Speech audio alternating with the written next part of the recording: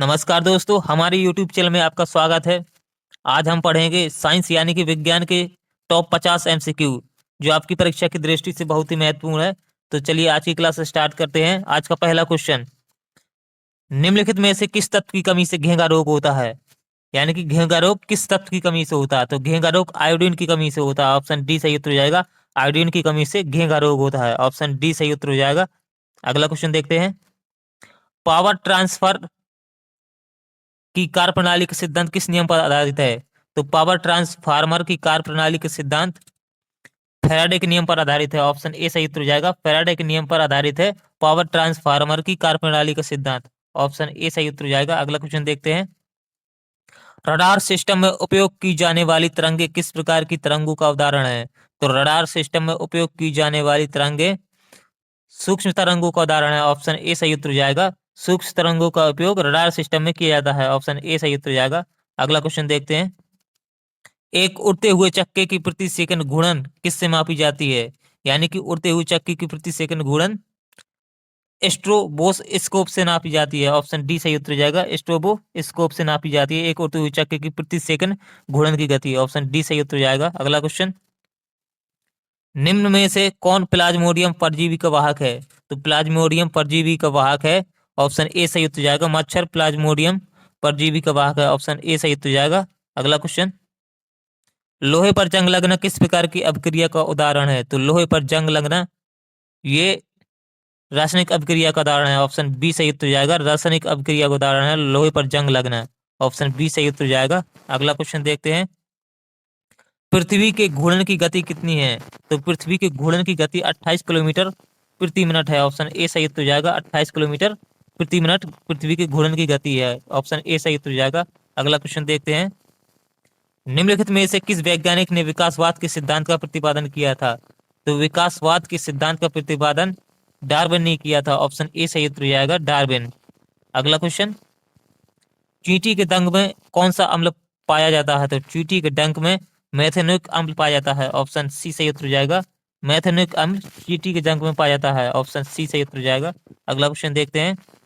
जंग लगने पर लोहे के भार में क्या परिवर्तन होता है? तो जंग लगने पर लोहे का भार बढ़ जाता है। ऑप्शन बी सही उत्तर हो जाएगा। जंग लगने पर लोहे का भार बढ़ जाता है। अगला क्वेश्चन, किस यंत्र के द्वारा सौर ऊर्जा को विद्युत ऊर्जा में रूपांतरित किया जाता है? तो सौर ऊर्जा को विद्युत ऊर्जा में रूपांतरण फोटो वोल्टेइक सेल के द्वारा किया जाता है। ऑप्शन ए सही उत्तर हो जाएगा। फोटो वोल्टेइक सेल के द्वारा सौर ऊर्जा को विद्युत ऊर्जा में बदला जाता है। अगला क्वेश्चन, पृथ्वी के केंद्र पर गुरुत्वाकर्षण के कारण त्वरण का मान क्या होता है? तो पृथ्वी के केंद्र पर गुरुत्वाकर्षण के कारण त्वरण का मान शून्य होता है, यानी कि 0 होता है। ऑप्शन ए सही उत्तर हो जाएगा। अगला क्वेश्चन देखते हैं। कम तापमान को मापने वाले यंत्र को क्या कहा जाता है? तो कम तापमान को मापने वाले यंत्र का क्रायोमीटर कहा जाता है। ऑप्शन बी सही उत्तर हो जाएगा। कम तापमान को मापने वाले यंत्र को क्रायोमीटर कहा जाता है। ऑप्शन बी सही उत्तर हो जाएगा। अगला क्वेश्चन देखते हैं। मनुष्य के सुनने की क्षमता कितनी होती है? तो मनुष्य के सुनने की क्षमता 20 हर्ट्ज से लेकर 20,000 हर्ट्ज तक होती है। ऑप्शन बी सही उत्तर हो जाएगा। 20 हर्ट्ज से 20,000 हर्ट्ज तक। अगला क्वेश्चन देखते हैं। यदि निर्वात में लोहा कागज और पत्थर के टुकड़ों को एक साथ गिराया जाता है तो कौन पृथ्वी की सतह पर सबसे पहले गिरेगा? यदि निर्वात में लोहा कागज और पत्थर के टुकड़ों को एक साथ गिराया जाता है तो पृथ्वी पर तीनों एक साथ गिरेंगे। ऑप्शन डी सही उत्तर हो जाएगा। तीनों एक साथ गिरेंगे। अगला क्वेश्चन देखते हैं। निम्नलिखित में से कौन कांच का सबसे महत्वपूर्ण घटक है? तो कांच का सबसे महत्वपूर्ण घटक सिलिका है। ऑप्शन सी सही उत्तर हो जाएगा। सिलिका कांच का सबसे महत्वपूर्ण घटक है। अगला क्वेश्चन देखते हैं। पदार्थ का परमाणु सिद्धांत किस वैज्ञानिक ने दिया था? तो पदार्थ का परमाणु सिद्धांत जॉन डाल्टन ने दिया था। ऑप्शन सी सही उत्तर हो जाएगा। अगर हमारे वीडियो पसंद आ रहा हो तो वीडियो को लाइक करें और चैनल को सब्सक्राइब करें। अगला क्वेश्चन देखते हैं। वॉशिंग मशीन किस सिद्धांत पर कार्य करता है? तो वॉशिंग मशीन अपकेंद्री बल पर कार्य करता है। ऑप्शन ए सही उत्तर हो जाएगा। अपकेंद्री बल। अगला क्वेश्चन, आघूर्ण बल की एसआई इकाई क्या है? तो आघूर्ण बल की एसआई इकाई न्यूटन मीटर है। ऑप्शन बी सही उत्तर हो जाएगा। न्यूटन मीटर आघूर्ण बल की एसआई मात्रक है। अगला क्वेश्चन, अल्जाइमर रोग मानव शरीर के किस अंग को मुख्य रूप से प्रभावित करता है? तो अल्जाइमर रोग मानव शरीर के मुख्य रूप से मस्तिष्क को प्रभावित करता है। ऑप्शन ए सही उत्तर जाएगा। अगला क्वेश्चन देखते हैं। अस्थि मज्जा में रुधिर कणिकाओं के निर्माण को क्या कहा जाता है? तो अस्थि मज्जा में रुधिर कणिकाओं के निर्माण को हेमेटोपाइसिस कहा जाता है। ऑप्शन बी सही उत्तर हो जाएगा, हेमेटोपाइसिस। अगला क्वेश्चन देखते हैं, फ्लोरोसेंट लैंप में चौक के उपयोग का मुख्य उद्देश्य क्या है?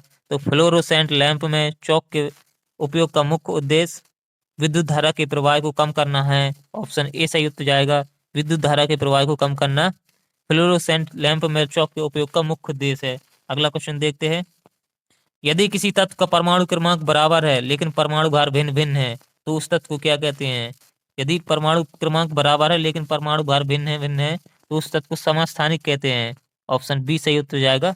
अगला क्वेश्चन, निम्न में से किन किरणों का उत्सर्जन रेडियो एक्टिवता के दौरान नहीं होता?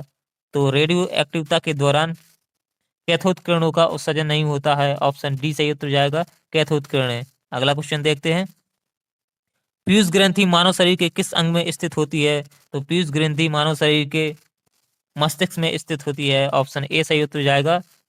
अगला क्वेश्चन देखते हैं, हमारे वायुमंडल में कार्बन डाइऑक्साइड यानी CO2 की मात्रा लगभग कितनी होती है?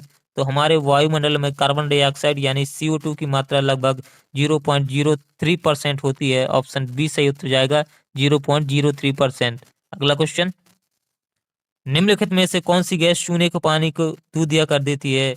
तो चूने के पानी को दूधिया करने वाली गैस का नाम है कार्बन डाइऑक्साइड। ऑप्शन सी सही उत्तर जाएगा, कार्बन डाइऑक्साइड। अगला क्वेश्चन, ऑक्सीजन की खोज किसने की थी? तो ऑक्सीजन की खोज प्रिस्टली और कार्ल सीले ने की थी। ऑप्शन डी सही उत्तर जाएगा, यानी कि ए और बी दोनों, प्रिस्टली और कार्ल सीले ने ऑक्सीजन की खोज की थी। ऑप्शन डी सही उत्तर जाएगा। अगला क्वेश्चन देखते हैं, कितनी ऊंचाई पर ऑक्सीजन की मात्रा नगण्य यानी कि शून्य होती है? तो 120 किलोमीटर की ऊंचाई पर ऑक्सीजन की मात्रा नगण्य यानी कि शून्य होती है। ऑप्शन डी सही उत्तर जाएगा, 120 किलोमीटर पर ऑक्सीजन की मात्रा शून्य होती है। अगला क्वेश्चन, हमारे पृथ्वी का वायुमंडल कितने भागों में बटा हुआ है? तो हमारे पृथ्वी का वायुमंडल 5 भागों में बटा हुआ है। ऑप्शन सी सही उत्तर जाएगा। अगला क्वेश्चन देख, निम्न में से कौन वायुमंडल की सबसे गर्म परत है? तो वायुमंडल की सबसे गर्म परत थर्मोस्फीयर है। ऑप्शन ए सही उत्तर जाएगा, थर्मोस्फीयर यानी कि तापमंडल। ऑप्शन ए सही उत्तर जाएगा। अगला क्वेश्चन देखते हैं, वायुमंडल में उपस्थित सबसे हल्की गैस कौन सी है? तो वायुमंडल में उपस्थित सबसे हल्की गैस ऑक्सीजन है। ऑप्शन बी सही उत्तर जाएगा, ऑक्सीजन वायुमंडल में उपस्थित सबसे हल्की गैस है। अगला क्वेश्चन देखते हैं, निम्नलिखित में से कौन दुनिया की सबसे जहरीली गैस है? तो दुनिया की सबसे जहरीली गैस जाई लाल ब्रोमाइड है। ऑप्शन बी सही उत्तर जाएगा, जाई लाल ब्रोमाइड। अगला क्वेश्चन, पृथ्वी की पपड़ी पर सबसे प्रचुर मात्रा में मौजूद दुर्लभ गैस कौन सी है? तो पृथ्वी की पपड़ी पर सबसे प्रचुर मात्रा में मौजूद दुर्लभ गैस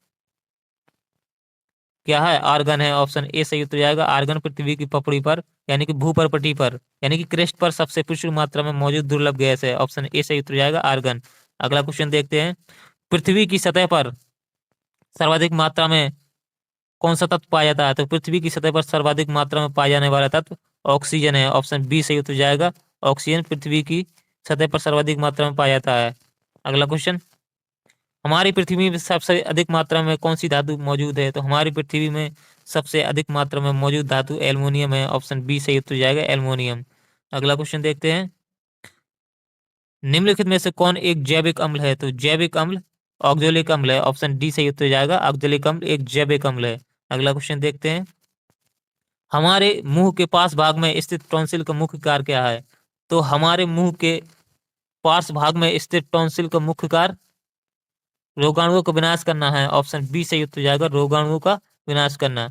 अगला क्वेश्चन देखते हैं, दो या दो से अधिक धातुओं के मिश्रण को क्या कहा जाता है? तो दो या दो से अधिक धातुओं के मिश्रण को मिश्र धातु कहा जाता है। ऑप्शन डी सही उत्तर जाएगा, मिश्र धातु। अगला क्वेश्चन देखते हैं, निम्नलिखित में से कौन सा पदार्थ क्लोरीन के साथ अभिक्रिया करके ब्लीचिंग पाउडर का उत्पादन करता है?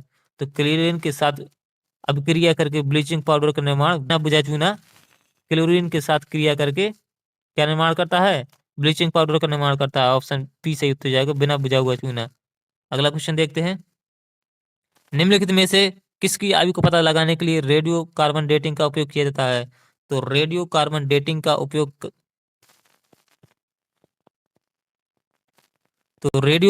डेटिंग का उपयोग जीवाश्म की आयु का पता लगाने के लिए किया जाता है। ऑप्शन बी सही उत्तर जाएगा, जीवाश्म की आयु का पता लगाने के लिए हम रेडियो कार्बन डेटिंग का उपयोग करते हैं। ऑप्शन बी सही उत्तर हो जाएगा। अगला क्वेश्चन, यदि लाल और हरे रंग को आपस में मिला दिया जाए तो कौन सा रंग बनेगा? यदि लाल और हरे रंग को आपस में मिला दिया जाए तो पीला रंग बनेगा। ऑप्शन ए सही उत्तर हो जाएगा। पीला रंग लाल और हरे को मिलाकर बनता है। अगला क्वेश्चन देखते हैं, पशुओं में किसके कारण खुरपका और मुंहपका रोग होता है? तो पशुओं में विषाणु के कारण खुरपका और मुंहपका रोग होता है। ऑप्शन सी सही उत्तर हो जाएगा। विषाणु के कारण पशुओं में खुरपका और मुंहपका रोग होता है। ऑप्शन सी सही उत्तर हो जाएगा। अगला क्वेश्चन देखते हैं, ट्यूबलाइट में मुख्यतः कौन सी गैस भरी जाती है? तो ट्यूबलाइट में मुख्यतः पारे का वाष्प और आर्गन गैस भरी जाती है। ऑप्शन बी सही उत्तर हो जाएगा। अगला क्वेश्चन देखते हैं, ठोस की शुद्धता का निर्धारण किसके द्वारा किया जाता है? तो ठोस की शुद्धता का निर्धारण गलनांक बिंदु के द्वारा किया जाता है। ऑप्शन सी सही उत्तर हो जाएगा। गलनांक बिंदु के द्वारा ठोस की शुद्धता का निर्धारण किया जाता है। ऑप्शन सी सही उत्तर हो जाएगा। अगला क्वेश्चन देखते हैं, भौतिक संतुलन किस सिद्धांत पर कार्य करता है? तो भौतिक संतुलन समानांतर बल के नियम पर कार्य करता है। ऑप्शन डी सही उत्तर जाएगा। अगला क्वेश्चन देखते हैं, निम्नलिखित में से किस धातु को चाकू से आसानी से काटा जा सकता है?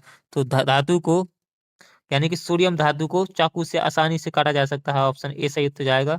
अगला क्वेश्चन देखते हैं, न्यूलैंड के अनुसार उस समय प्रकृति में कुल कितने तत्व मौजूद थे? तो न्यूलैंड के अनुसार उस समय प्रकृति में कुल 56 तत्व मौजूद थे। ऑप्शन सी सही उत्तर जाएगा। 56 तत्व उस समय प्रकृति में मौजूद थे। अगला क्वेश्चन देखते हैं, निम्नलिखित में से किसमें स्थितिज ऊर्जा होती है? तो स्थितिज ऊर्जा बांध के पानी में होती है। ऑप्शन ए सही उत्तर जाएगा, क्योंकि बांध का पानी रुका हुआ होता है। ऑप्शन ए सही उत्तर जाएगा। बांध के पानी में स्थितिज ऊर्जा होती है। अगला क्वेश्चन, जी का मान ज्ञात किया जाता है? तो जी का मान हेनरी कैवेंडिश ने किया था। ऑप्शन डी सही उत्तर जाएगा। आज के सभी प्रश्न समाप्त हुए। अगर हमारा वीडियो पसंद आया हो तो वीडियो को लाइक करें और चैनल को सब्सक्राइब करें। मिलते हैं अगले वीडियो में। धन्यवाद।